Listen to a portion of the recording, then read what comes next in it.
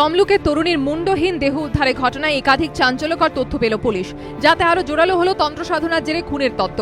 Police সূত্রে দাবি, তদন্তে উঠে এসেছে আগে ম্যাজিক দেখাতেন রামপদ মান্না, সম্প্রতি তন্ত্র সাধনার প্রতি আকৃষ্ট হন, মেলা থেকে তন্ত্র সাধনা বিষয়ক একটি বইও কেনেন।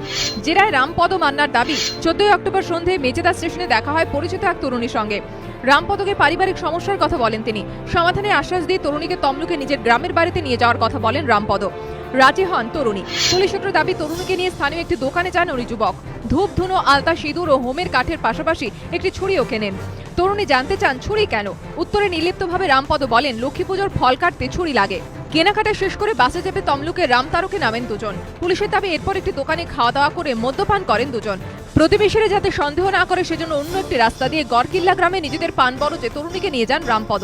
মহিলাকে ভুল বুঝিয়ে ও নিজের সঙ্গে নিয়ে আসে, মানে আগে স্ট্র্যাঙ্গুলেশন করে, গলায় ঘুটিয়ে মেরে দেয়, তারপরে গলা কেটে দেয়, তারপরে নিজের তন্ত্র যে বিধিগুলো আছে ওগুলো করে, তারপরে ও সকালে একটু ক্লিয়ার হওয়ার জন্য ওয়েট করে, যখন প্রকাশ চলে আসে তখন ও বেরিয়ে যায়। ও ভাবছিল যে তন্ত্র সাধনা নিয়ে প্র্যাকটিস করছিল তান্ত্রিক মতন, কিন্তু ওর মধ্যে ওর ভালো পাওয়ার আসবে।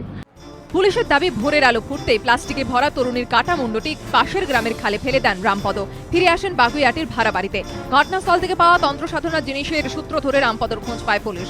মঙ্গলবার বাগুইআটি থেকে গ্রেফতার করা হয়, কবুল করেন অপরাধ। উদ্ধার হয় তরুণীর কাটা মাথা। কল্পনার কিছু নেই, এরকম ঘটনা ঘটাবে আমাদের মানসিকতাও নেই। আর আমরা আমাদের বাড়িতেও ও যে অদিন চলে গেছে, আমাদের সঙ্গে যোগাযোগও নেই, কিছু নেই।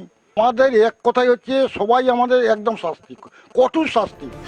পুলিশ সূত্রে খবর, তমলুক মেদিনীপুরে বাবা সেলুনের ব্যবসা করে দিলেও চালাতে পারেননি রামপদ। প্রচুর দেনা করে চলে আসেন কলকাতায়। স্ত্রী ও 3 মেয়েকে নিয়ে 5-6 বছর ধরে বাগুইআটিতে ভাড়া বাড়িতে সংসার পাতেন। তপন মান্না নাম নিয়ে ফের শুরু করেন সেলুনের ব্যবসা। যোগাযোগ ছিল না গ্রামের বাড়ির সঙ্গে। সেই গ্রামে গিয়ে পরিচিত তরুণীকে খুনের অভিযোগে গ্রেফতার রামপদ। ধৃতকে তমলুক আদালতে পেশের সময় এদিন বিক্ষোভ দেখায় এসইউসি। Bitan Chakraborty report, ABP Ananda, Purba Medinipur.